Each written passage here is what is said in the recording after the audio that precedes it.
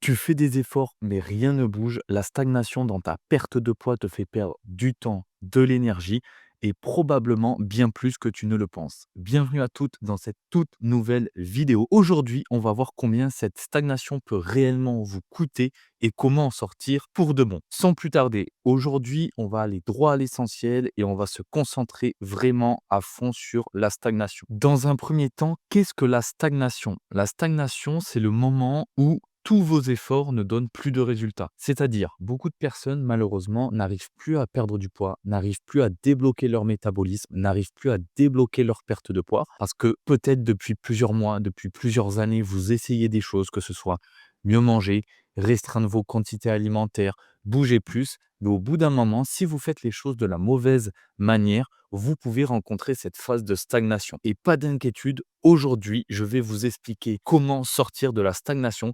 Vous pourrez, dès la fin de la vidéo, implémenter tous les conseils pour en sortir. Généralement, la stagnation, comme je l'ai indiqué, elle apparaît quand on essaie de faire attention à ce qu'on mange, quand on essaie de bouger plus et que malheureusement, la balance ne bouge plus. Et c'est vrai qu'aujourd'hui, pour beaucoup de personnes, c'est frustrant. C'est frustrant de fournir beaucoup d'efforts, de changer parfois même drastiquement son alimentation, de changer ses habitudes sportives, de faire beaucoup de sport alors qu'initialement, peut-être vous n'êtes pas réellement sportive et c'est frustrant. Psychologiquement parlant, c'est frustrant de voir qu'on fournit beaucoup d'efforts et qu'il n'y a pas de résultat sur la balance. Et au-delà de l'aspect visuel, au-delà de l'aspect perte de poids à proprement parler, au-delà de l'aspect perte de kilos à proprement parler, ce qui est important également dans votre perte de poids et qu'il faut impérativement prendre en compte, et je l'ai déjà dit dans des précédentes vidéos, c'est l'aspect émotionnel, l'aspect santé mentale, l'aspect psychologique. Et c'est vrai que lorsqu'on est dans une phase de stagnation, qui plus est peut-être depuis des semaines, peut-être des mois, voire des années, cela peut créer un sentiment d'échec et une perte de motivation. Et forcément, quand on essaie quelque chose, si derrière on voit qu'il n'y a pas les résultats, on a tendance, ou vous avez même peut-être vous tendance à baisser les bras, à penser que vous n'êtes plus capable d'atteindre votre objectif, à penser que peut-être ça ne sert plus à rien de fournir les efforts pour. Et peut-être même que vous vous sentez inutile ou vous avez ce sentiment de découragement par rapport à votre objectif. Et c'est pour ça que parfois, beaucoup de personnes se demandent même et arrivent même à se demander si elles ne perdent pas leur temps et leur énergie. Et pour avoir échangé vraiment avec beaucoup de femmes sur ce sujet, elles me disent que elles se demandent même si elles vont pas arrêter leur objectif de perte de poids, si au final, ce n'est pas une fatalité de rester avec un corps qui ne leur correspond plus ou peut-être de rester dans une situation qui ne leur correspond plus. Et donc, pour sortir de cette stagnation, avant d'y venir, vous devez comprendre les 3 coups qui sont cachés de la stagnation. Le premier coup, c'est forcément le temps perdu. Vous le savez, le temps est une ressource limitée. On court souvent après le temps. Et malheureusement, chaque jour où vous restez bloqué, vous reculez par rapport à vos objectifs. C'est-à-dire, si vous vous entêtez à mettre en place des actions qui ne marchent pas ou à continuer de mettre en place des choses qui ne marchent pas, malheureusement, vous ne parviendrez jamais à sortir de la stagnation. Pourquoi je vous dis ça? Parce qu'aujourd'hui, malheureusement, beaucoup de personnes regardent à droite, à gauche, quoi faire? Comment sortir de la stagnation? Comment perdre du poids? Comment maigrir? Comment relancer le métabolisme? Comment débloquer la perte de poids? Peu importe. Le problème, c'est que très souvent, ça reste des conseils génériques. Et que se passe-t-il lorsqu'on applique des conseils génériques? La majorité du temps, même si c'est pour pas dire la totalité du temps, on n'obtient pas les résultats escomptés de ce qu'on espérait. C'est-à-dire que peut-être, alors oui, sur un laps de temps, on réussira à perdre du poids. Alors oui, peut-être sur un laps de temps, on réussira à garder la motivation, la discipline de s'entraîner, de bien manger. Mais nous, on parle sur le long terme. Vous le savez, je l'ai assez abordé dans des précédentes vidéos, on va chercher la durabilité des résultats. Sauf qu'au bout d'un moment, à force de se priver, à force d'être en restriction calorique trop importante, trop extrême et de manière trop prolongée, alors quand je dis de manière trop prolongée, c'est pas forcément un déficit calorique sur juste 2 semaines, ou 1 mois. Non, certaines personnes, pour avoir échangé avec elles, certaines personnes sont en déficit calorique depuis des années, pensant que c'est la seule et unique solution pour perdre du poids. Oui, comme je le disais avant, le déficit calorique est important, mais il faut savoir ajuster tous les jours en fonction de votre mode de vie, de vos ressentis, de vos résultats, de vos tentatives peut-être qui n'ont pas abouti. Et le problème, c'est qu'elles arrivent malheureusement, à force de mettre toutes ces choses en place qui ne fonctionnent pas, pensant que pour elles, elles vont fonctionner, dans une phase de stagnation. Parce qu'elles n'ont pas les bonnes clés, elles n'ont pas les bons outils et ne mettent pas véritablement en place des actions qui leur correspondent, qui correspondent à leur mode de vie pour débloquer le tout. Et donc forcément, derrière, elles perdent du temps parce qu'elles vont se concentrer sur des choses qui ne marchent pas, comme je l'ai dit, et surtout, elles vont répéter ce qui ne marche pas. C'est-à-dire, elles vont essayer quelque chose, ça va pas marcher et au lieu de prendre du recul, au lieu de noter peut-être les stratégies qu'elles ont mis, les résultats ou non que ça leur a apporté, peut-être les choses que lorsqu'elles ont mis en place, ça leur a apporté des résultats, non, elles vont s'entêter à faire quelque chose qui ne marche pas. Et donc, dès le début, si elles avaient peut-être pris le temps de se renseigner, de se former auprès des bonnes personnes, de se faire accompagner par les bonnes personnes, de ne pas se diriger vers des régimes, de ne pas faire trop de sport à outrance alors que de base, c'est pas dans leur quotidien, dans leur mode de vie et dans leur manière de procéder, elles n'auraient pas perdu autant de temps et elles ne seraient pas entrées dans une phase de stagnation. C'est pour ça que dès le début, alors oui, parfois c'est intéressant d'expérimenter par soi-même pour savoir comment on réagit, pour savoir comment notre corps réagit, psychologiquement parlant, physiquement parlant, comment on réagit émotionnellement parlant. Mais dans ce cas-là, faites en sorte d'être ultra analytique, ultra pragmatique et dites-vous, OK, j'ai testé ça, ça n'a pas marché. Donc pour la prochaine fois que je vais tester quelque chose d'autre,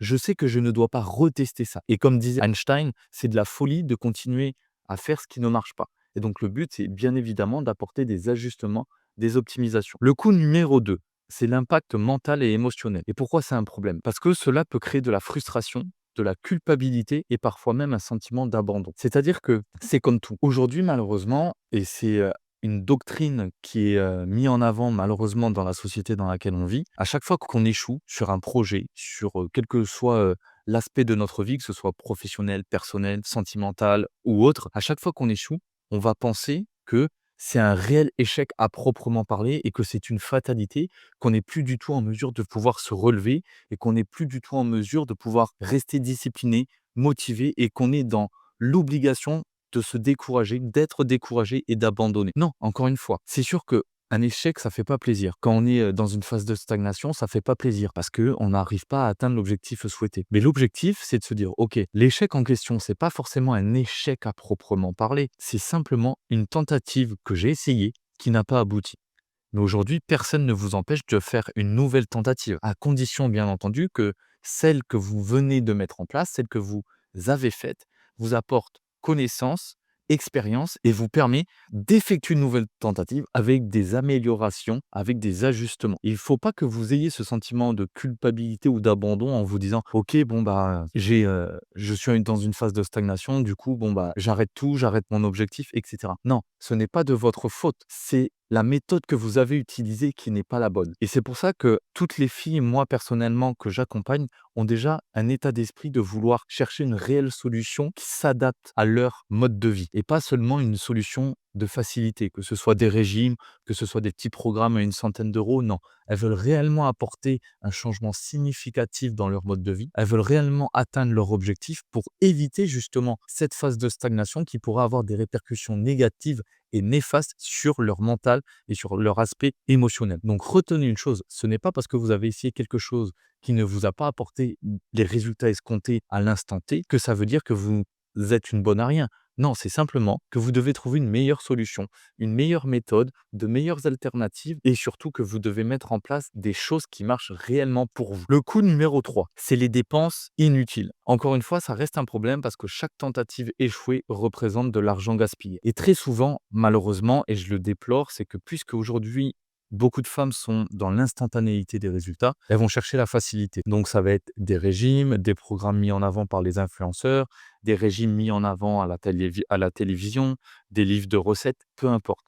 Donc forcément, sur le long terme, lorsqu'on fait un cumul de tout ça, ça représente parfois des milliers d'euros, voire des dizaines de milliers d'euros sur plusieurs années. Si ça fait 5, 10, 15, 20 ans que vous essayez de perdre du poids à raison peut-être de un, 2, 3 régimes ou 3 programmes d'accompagnement, essayez de chiffrer tout ça. Peut-être vous allez vite vous rendre compte qu'on arrive à des milliers, voire des dizaines de milliers d'euros. Pourquoi? Parce qu'encore une fois, vous allez aller chercher l'instantanéité des résultats et vous allez essayer de chercher un programme peut-être déjà le moins cher possible, mais un programme générique. Alors très souvent, les programmes génériques apportent des résultats. Ça, je dis pas le contraire. Si de base, vous n'êtes pas sportif, que vous mangez mal, c'est sûr, si vous cherchez sur Google comment perdre du poids, comment mieux manger, comment faire plus de sport, vous allez retrouver et trouver des programmes génériques. Alors oui, peut-être sur le court terme, vous parviendrez à perdre du poids. Mais aujourd'hui, et à travers cette chaîne YouTube, on va chercher des résultats durables. jusqu'à la fin de votre vie. Et c'est pour ça que la stagnation, comme je vous l'ai dit, elle apparaît pas au bout de 2 jours, au bout d'un mois de programme. Non, parfois la stagnation apparaît au bout d'1 an, 2 ans, 3 ans, 5 ans, après toutes les tentatives. Et c'est pour ça qu'il est important d'avoir les bons réflexes dès le début et de mettre, on va dire, d'investir en vous. Déjà, ce qui est important, c'est de comprendre que même si on n'est pas habitué dans notre société actuelle d'investir en nous, que ce soit en termes de temps, d'énergie, en termes financiers, c'est des étapes par lesquelles vous devez passer si vous souhaitez progresser, évoluer au quotidien. Encore une fois, si vous souhaitez des résultats que vous n'avez jamais eus, vous devez faire des choses que vous n'avez jamais faites. Et parfois, ça passe par un investissement. Alors oui, parfois, c'est des investissements financiers qui peuvent, sur le moment T, entre guillemets, vous faire peur, être inconfortable, demander un effort financier parce que vous ne l'avez jamais fait. Mais demandez-vous quels bénéfices vous pouvez en tirer sur le long terme. Être en meilleure santé, se sentir mieux mentalement, psychologiquement, physiquement, être dans un sentiment d'épanouissement, d'accomplissement, rendre fier peut-être sa famille, se rendre fier soi-même, de nouveau s'aimer, de nouveau se sentir femme, je pense que ça n'a pas de prix. Et aujourd'hui, malheureusement, les personnes sont beaucoup plus concentrées sur ce que ça va leur coûter que ce que ça peut leur rapporter. Et c'est ça la différence vraiment aujourd'hui que j'ai pu remarquer entre les femmes qui réussissent et les autres. Et donc vraiment, les 3 coups, c'est à prendre en compte. C'est à prendre en compte lorsque vous souhaitez débloquer cette phase de stagnation. Avant de vous donner vraiment les clés et les étapes pour sortir de la stagnation, je vais vous indiquer pourquoi vous êtes bloqué. Il existe 3 raisons à ça. La première raison, c'est les approches non adaptées à vous. Que ce soit les régimes ou les programmes génériques, la plupart du temps, ils ne tiennent pas compte de votre métabolisme. Vous le savez, dans une précédente vidéo, et je crois que c'était même dans la première ou deuxième vidéo de la chaîne, je vous ai indiqué avec précision comment calculer votre métabolisme de base et comment faire des ajustements par rapport à votre objectif, par rapport à votre mode de vie, par rapport à votre situation sur le moment T. Et le problème, c'est que les programmes génériques ne vous stipulent pas de faire tout ça. Les programmes génériques vous disent, OK, tu dois manger telle chose à telle heure avec ce total calorique. Sauf que derrière, ça ne prend pas en compte tout votre mode de vie, votre manière de vous alimenter, votre manière de vous entraîner. Et c'est ça, c'est aujourd'hui le manque de personnalisation qui crée à terme la stagnation. Aujourd'hui, malheureusement, vous devez comprendre que ce qui marche pour une personne ne fonctionnera pas forcément pour vous. Chaque personne est différente. Et c'est pour ça que moi, je ne suis pas forcément adepte des régimes ou des programmes génériques, parce que chaque personne est différente. Chaque personne a sa propre unicité. Chaque personne a son propre objectif. Chaque personne a son propre mode de vie. Chaque personne a sa propre vision de la perte de poids. Chaque personne a un physique différent, à un niveau d'activité différent, à une taille différente, à un âge différent, peut-être en situation de préménopause ou ménopause, peu importe. Et c'est ça qu'il faut prendre en considération lorsque vous souhaitez perdre du poids pour éviter justement cette stagnation. La raison numéro 2, c'est la surcharge mentale. Perdre du poids, c'est bien. Voir les kilos qui s'estompent sur la balance, c'est bien. Mais ce qui importe, en plus de l'aspect visuel, en plus de l'aspect physique, en plus de l'aspect santé à proprement parler, c'est votre aspect mental et psychologique. Vous devez vraiment faire en sorte de vous délester de cette surcharge mentale que représente votre objectif. La surcharge mentale est représentée par rapport au fait que vous adaptez votre mode de vie à votre objectif. Qu'est-ce que j'entends par là? Si vous souhaitez perdre du poids et que de base, imaginons, vous êtes une bonne mangeuse, vous allez souvent au restaurant. Le problème, c'est que si vous adaptez votre mode de vie à votre objectif, ça veut dire que vous allez tout renier. Vous allez arrêter de vous faire plaisir, arrêter de sortir entre copines, etc. Et c'est pour ça que la surcharge mentale apparaît. C'est qu'au final, vous renoncez à toute forme de liberté par rapport au fait que vous avez un objectif de perte de poids. Non, c'est votre objectif qui doit s'adapter à votre mode de vie. Alors oui, il y aura des efforts à faire, bien évidemment, mais encore une fois, il ne s'agit pas de changer drastiquement votre façon de vivre. Et le problème, c'est que beaucoup de personnes essaient de tout gérer en même temps, sans savoir où mettre leur énergie, que ce soit mettre l'énergie au niveau de leur objectif, de leur travail, de leurs amis, de leurs enfants, de leur vie amoureuse, etc. Donc forcément, ça représente une certaine surcharge mentale. Plus vous allez être dispersé, plus vous allez perdre de vue ce qui compte réellement pour vous. Et c'est pour ça qu'il est important de déterminer à chaque fois toutes les tâches les plus importantes et les plus urgentes à faire sur le moment T, que ce soit aussi bien pour votre objectif de perte de poids que dans la vie de tous les jours. Au lieu de vous concentrer sur ce que vous ne pouvez pas contrôler, concentrez-vous sur ce que vous pouvez contrôler, sur votre manière de penser, sur les actions que vous allez mettre en place, sur les stratégies que vous allez choisir, sur les accompagnements ou les programmes d'accompagnement par lesquels vous allez passer, le coach par lequel vous allez passer, et cetera. Tout ça, c'est des choses que vous êtes en mesure de pouvoir contrôler. La raison numéro 3, c'est l'absence d'un plan clair et réaliste. La plupart des personnes avancent sans structure ni stratégie adaptée. Et le problème, c'est que si vous n'avez ni structure, ni plan adapté, ni stratégie adaptée, vous allez vous retrouver à faire des efforts inutiles ou contre-productifs. Il faut impérativement que vous ayez une feuille de route sous la main. Telle semaine, je vais essayer de faire telle ou telle chose. Je vais essayer de m'entraîner de telle manière, telle durée, tel entraînement. Au niveau de l'alimentation, je vais essayer de manger comme ça.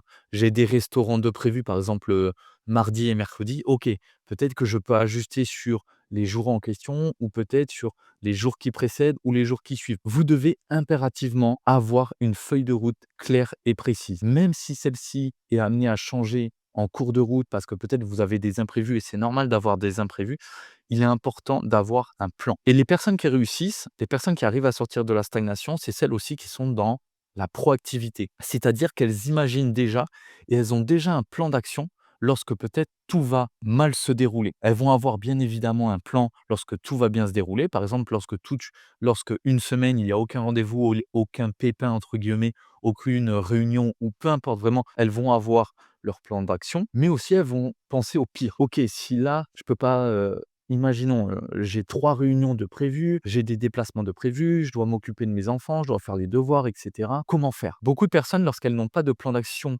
lorsque tout va mal, lorsque ça va arriver, elles vont être non pas dans la proactivité, dans le fait de d'agir, mais elles vont être dans la réaction. Elles vont pas savoir quoi faire. Avant de vous donner forcément, les 3 étapes pour sortir de la stagnation. Petit rappel, pour toutes les femmes qui ont plus de 35 ans, qui veulent sortir de la stagnation, qui veulent relancer leur métabolisme pour débloquer leur perte de poids, je vous invite à réserver votre appel bilan entièrement offert. Le lien est dans la description.